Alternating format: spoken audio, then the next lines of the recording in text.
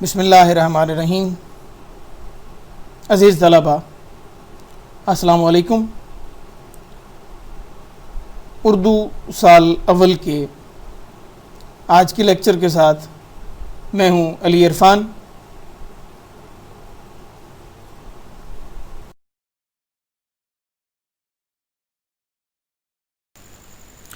آج کے لیکچر میں ہم مضمون پڑھیں گے کچھ ادب کے بارے میں۔ یہ مضمون ڈاکٹر عبادت بریلوی کا لکھا ہوا ہے۔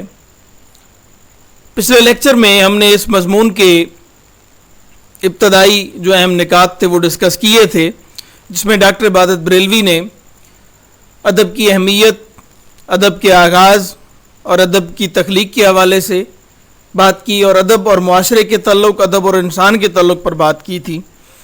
آج کے لیکچر میں ہم اس مضمون کے جو بقیہ اہم نکات ہیں وہ ڈسکس کریں گے اور دیکھیں گے کہ ڈاکٹر عبادت بریلوی لٹریچر کے حوالے سے کن خیالات کا اظہار کرتے ہیں۔ تو بڑھتے ہیں آج کے لیکچر کی پہلی سلائیڈ کی طرف۔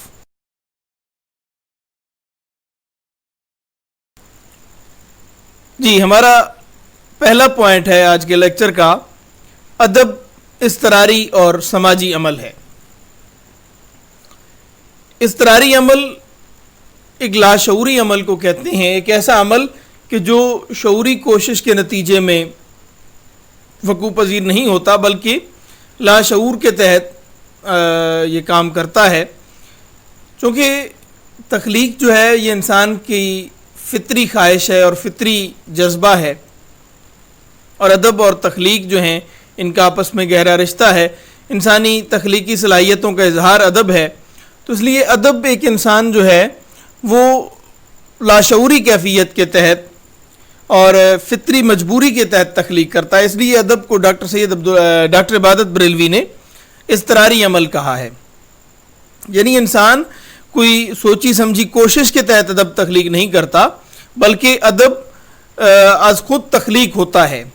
انسان کے پاس کہنے کے لیے بہت کچھ ہوتا ہے اور وہ کہنا چاہتا ہے، اس لیے وہ ادب تخلیق کرتا ہے۔ فٹز جیرالڈ کی ایک اچھی سی کوٹیشن مجھے یاد آ رہی ہے کہ you don't write because you want to say something, you write because you have something to say. آپ ادب اس لیے تخلیق نہیں کرتے ہو کہ آپ نے ادب تخلیق کرنا ہوتا ہے یا آپ نے کچھ کہنا ہوتا ہے، آپ کچھ کہنا چاہتے ہیں، نہیں، بلکہ ادب ایسی صورت میں تخلیق ہوتا ہے جب آپ کے پاس کہنے کے لیے کچھ ہوتا ہے، آپ کے پاس کچھ ہے جسے آپ نے ظاہر کرنا ہے۔ یہ نہیں کہ آپ ادب تخلیق کریں گے کسی شعوری کوشش، یا ظاہر ہے شعوری عمل بھی اس میں شامل ہے، قطعاً شعور سے انکار نہیں ہے۔ ادب انسانی زندگی کے شعور کا نام ہی ہے لٹریچر، لیکن یہ ایک اضطراری کیفیت میں وجود میں آتا ہے، ادب تخلیق ہوتا ہے، بڑا ادب تخلیق ہوتا ہے۔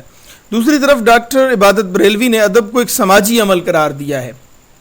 ایک بات تو اس میں یہ ہے کہ ادب اور سماج کا آپس میں گہرا تعلق ہے اور دو طرفہ تعلقات ہیں ادب اور معاشرے کے درمیان، ادب اور انسان کے درمیان۔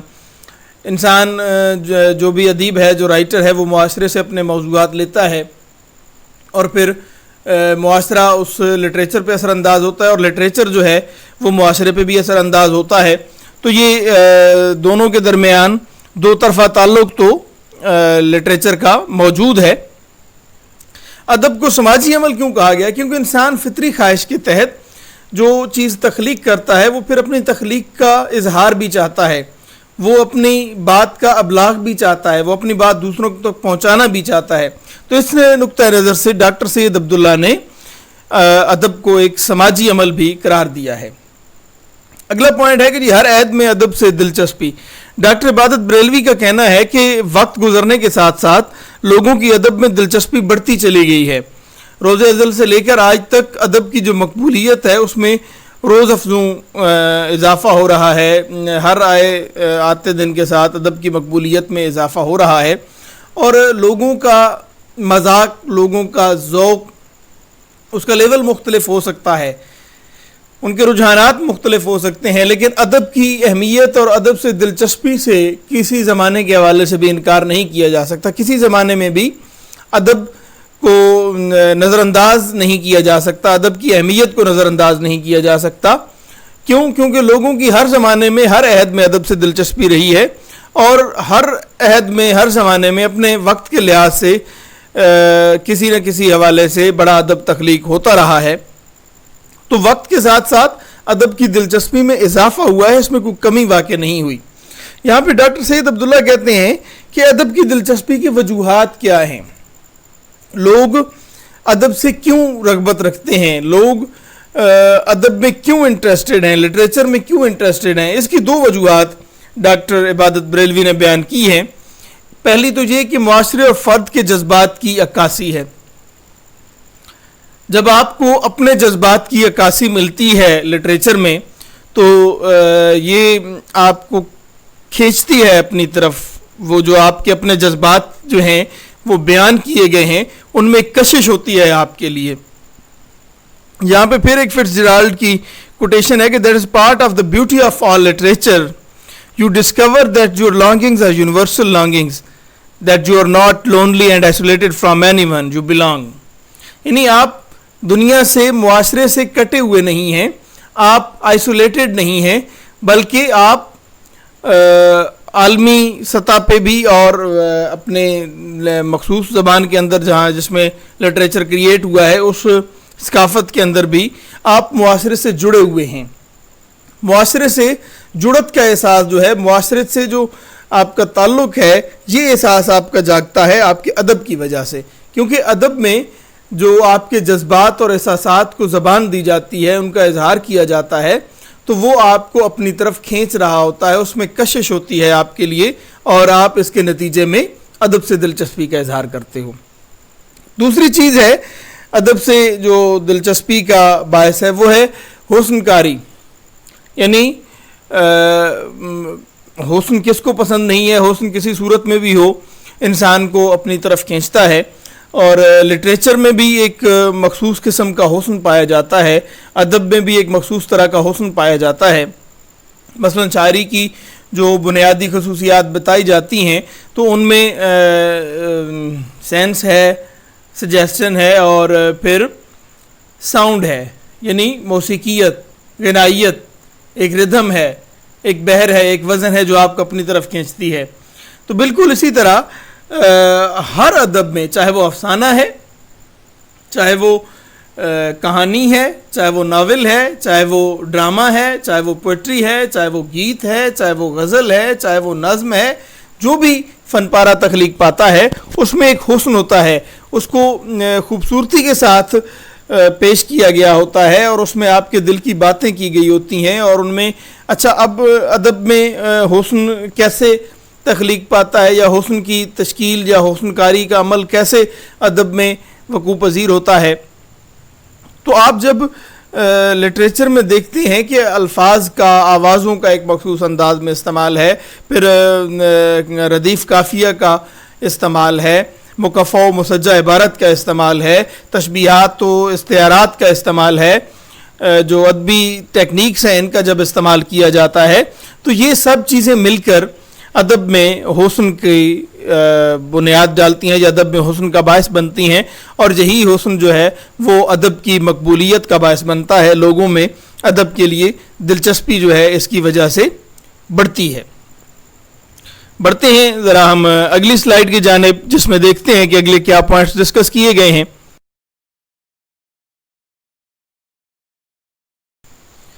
ہاں جی، یہاں پہ ایک امپورٹنٹ پوائنٹ دیا گیا ہے کہ تلخ اور کریہ موضوعات میں حسن پیدا کرنا، یہ بھی ادب کا ایک مقام ہے، یا ادب کا ایک کام ہے، ادب کا مرتبہ ہے کہ ادب تلخ اور کریہ موضوعات میں بھی حسن پیدا کر دیتا ہے. یعنی موضوعات جو ہیں وہ تلخ بیان کیے جا رہے ہوں گے. معاشرے کی لٹریچر جو ہے، ادب جو ہے، میتھیو آرنلڈ نے کہا تھا کہ ادب جو ہے وہ تنقید حیات ہے، یعنی زندگی کی تنقید جو ہے وہ ادب میں پائی جاتی ہے. ادب زندگی کے شعور کا نام ہے، زندگی کی جو تلخ حقائق ہیں زندگی کے، ان کو ادب بیان کرتا ہے، لیکن ان میں بھی ایک حسن پیدا کر کے.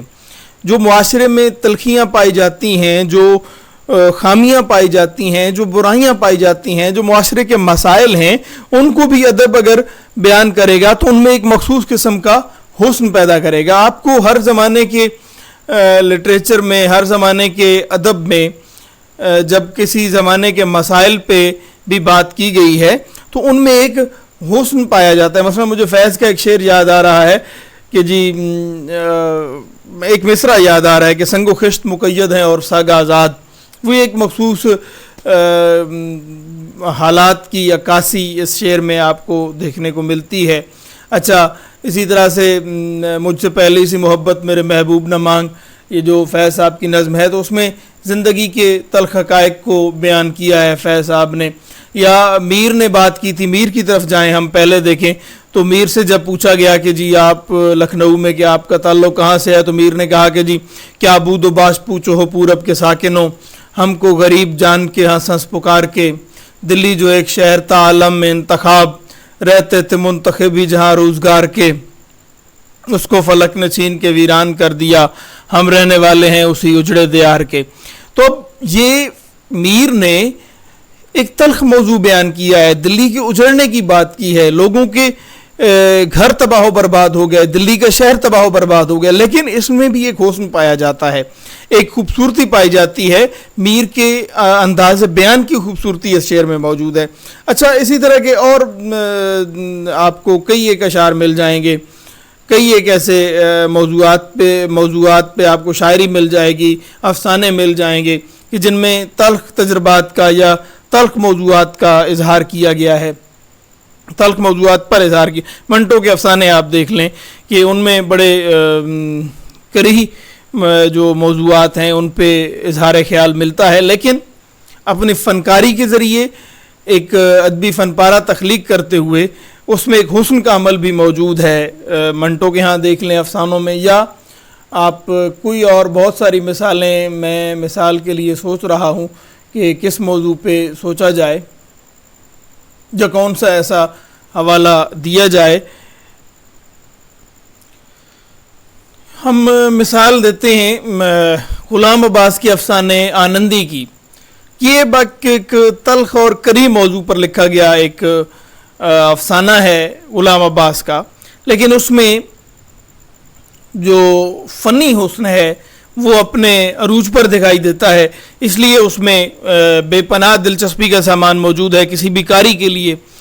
تو یہ ادب کا اور بڑے ادب کا ایک معیار ہے کہ وہ تلخ اور کری موضوعات میں بھی حسن پیدا کر دیتا ہے، اور زندگی کی تلخیوں کو، زندگی کے تلخ حقائق کو، زندگی کی ایسی باتیں کہ جو انسان کے لیے ناقابل برداشت ہوتی ہیں، ان کو اس طرح سے بیان کر دیتا ہے کہ معافِ ضمیر بھی دوسرے تک پہنچ جاتا ہے، اپنی بات بھی دوسرے تک پہنچ جاتی ہے، اور فن پارے میں جو حسن کا ایک عمل ہے وہ بھی حسن بھی زائل نہیں ہوتا، ایک خوبصورت انداز میں، شائستہ انداز میں بات بیان کر دی جاتی ہے۔ وہ سیف علی سیف کا شعر ہے کہ سیف انداز بیاں بات بدل دیتا ہے، ورنہ دنیا میں کوئی بات نئی بات نہیں۔ تو سب باتیں ہو چکی ہیں، لیکن یہ اپنا انداز بیان ہوتا ہے جو شعر میں حسن پیدا کرتا ہے یا ادب میں حسن پیدا کرتا ہے اور ادب کی دلچسپی کو برقرار رکھتا ہے۔ آخری پوائنٹ جو ہے وہ کہ ادب کا مرتبہ کیا ہے، ادب انسان کے لیے کون سی خدمت سر انجام دیتا ہے، یا انسان کے لیے کیا کام کرتا ہے ادب کہ جس کی وجہ سے ادب میں لوگوں کی دلچسپی برقرار رہتی ہے۔ تو ادب جو ہے وہ انسان کے لیے ایک طرف تو فکری تسکین کا باعث ہے اور دوسری طرف انسان کی جذباتی تسکین کا باعث ہے۔ انسان کی جو ایموشنل نیڈز ہیں ان کو بھی فلفل کرتا ہے، اور دوسری طرف انٹلیکچوئل نیڈز جو ہیں انسان کی ان کو بھی پورا کرتا ہے ادب۔ فکری تسکین، چونکہ ادب زندگی کے شعور سے عبارت ہے اور زندگی کے حقائق سے بھرا ہوا ہے، اس میں ایک آفاقیت پائی جاتی ہے، آفاقی موضوعات پہ اظہار آپ کو ادب میں ملتا ہے، تو آپ کی جو سوچ ہے وہ براڈ ہوتی ہے, آپ کی سوچ کھلتی ہے لٹریچر کی وجہ سے. ادب آپ کے لیے فکری تسکین کا سامان کرتا ہے. دوسری طرف ادب آپ کے لیے جذباتی تسکین کا سامان کرتا ہے, اور وہ جذباتی تسکین کا سامان جو ہے وہ ادب کے حسن میں پنہاں ہوتا ہے, لٹریچر کی خوبصورتی میں پنہاں ہوتا ہے. وہی خوبصورتی جب وہ حسن کہ جس کی بات ہم پچھلی سطروں میں کر کے آ گئے ہیں کہ حسن جو ہے وہ لٹریچر کا خاصہ ہوتا ہے, وہ ادب کی بنیادی خصوصیت ہوتا ہے, اور وہ ایک فنکار کے فن کا آئینہ دار ہوتا ہے. ایک فنکار اپنے فن کے ذریعے لٹریچر میں اور تلخ موضوعات میں حسن پیدا کرتا ہے, اور وہی حسن جو ہے وہ انسان کی جذباتی تسکین کا سبب بنتا ہے. انسان کے اپنے ایموشنز کا اظہار جب لٹریچر میں انسان کو اچھے انداز میں, خوبصورت انداز میں ملتا ہے تو انسان کے جذبات کی تسکین کا سبب بنتا ہے وہ لٹریچر, وہ ادب, وہ شاعری, وہ افسانہ, وہ ناول, جو بھی فن پارا ہو. تو ادب کا مرتبہ فکری تسکین اور جذباتی تسکین ہے. ادب زندگی کا آئینہ دار ہے, اور ادب کی اہمیت نہ کسی دور میں کم ہوئی ہے, اور نہ آئندہ کبھی ادب کی اہمیت سے انکار ممکن ہے. اس لیکچر میں ہم نے, اس چیپٹر میں ہم نے جو ڈاکٹر عبادت بریلوی کا لکھا ہوا ہے, ڈاکٹر عبادت بریلوی کے نظریات ہم نے لٹریچر کے بارے میں دیکھے ہیں. یہ تو وہ امپورٹنٹ پوائنٹس ہیں جو ڈاکٹر عبادت بریلوی نے ڈسکس کیے ہیں. اس کے علاوہ بھی بہت ساری باتیں ہیں جو ادب کے حوالے سے کی جا سکتی ہیں, لیکن ظاہر ہے کہ ہمارے پاس وقت کی قلت کا مسئلہ بھی ہوتا ہے, اور پھر جو ہماری امتحانی ضرورت ہوتی ہے اس کو بھی ہم نے ملحوظ خاطر رکھنا ہوتا ہے, اس لیے بندہ تفصیلی بات نہیں کر سکتا.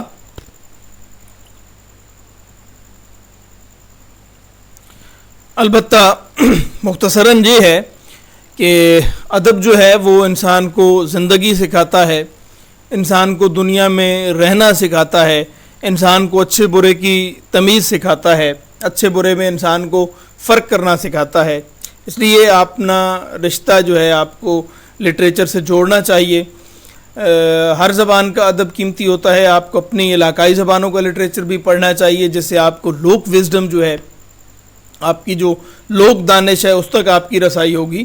اور آپ کو اپنی قومی زبان اردو کا لٹریچر بھی پڑھنا چاہیے, جس سے آپ کو اپنی تہذیب, اپنی ثقافت کے بارے میں پتہ چلے گا. اور آپ کو عالمی ادب بھی پڑھنا چاہیے, جس سے آپ کی سوچ جو ہے وہ وسیع ہوگی, آپ کی جو براڈر سینس جو ہے, آپ کا اوپن مائنڈڈنیس جو ہے وہ آپ کے اندر ایک خوبی پیدا ہوگی. آپ آفاقی ادب, جب عالمی ادب پڑھیں گے تو آپ آفاقی اقدار کو سمجھنے کے قابل ہو سکیں گے, اور آپ اپنی زندگی میں, اپنی شخصیت میں بہتری محسوس کریں گے جب آپ لٹریچر کے ساتھ اپنا رشتہ جوڑیں گے.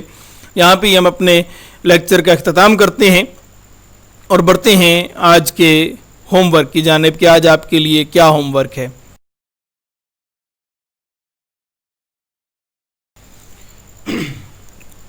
مشق کے سوال نمبر 2, 3 اور 4 کے جوابات آپ نے تحریر کرنے ہیں. صفحہ نمبر 34 ہے نصابی کتاب کا, اور اس پر جو سوال نمبر 2 ہے, سوال نمبر 3 اور سوال نمبر 4, ان تینوں سوالات کے آپ نے جوابات تحریر کرنے ہیں. امید ہے کہ آج کا لیکچر چونکہ لٹریچر کے بارے میں تھا, یہ میری رائے میں تو زیادہ انٹرسٹنگ ٹاپک تھا, آپ نے یقیناً انجوائے بھی کیا ہوگا. اگر آپ کو کسی حوالے سے کوئی مسئلہ ہے تو آپ کے پاس مجھ سے رابطہ کرنے کے کئی وسائل موجود ہیں, آپ مجھ سے سوال بھی کر سکتے ہیں. آپ کے پاس جب یہ ویڈیو آئے گی تو کمنٹ باکس کے ذریعے بھی, جو آپ کے پاس یوٹیوب چینل کا کمنٹ باکس ہے, اس میں بھی آپ کمنٹ کر کے بھی مجھ سے سوال پوچھ سکتے ہیں. اس کے ساتھ ہی آج کا لیکچر اپنے اختتام کو پہنچتا ہے. آپ کے لیے صحت و سلامتی کی ڈھیروں دعائیں. خوش رہیں, خوش رکھیں. اللہ حافظ.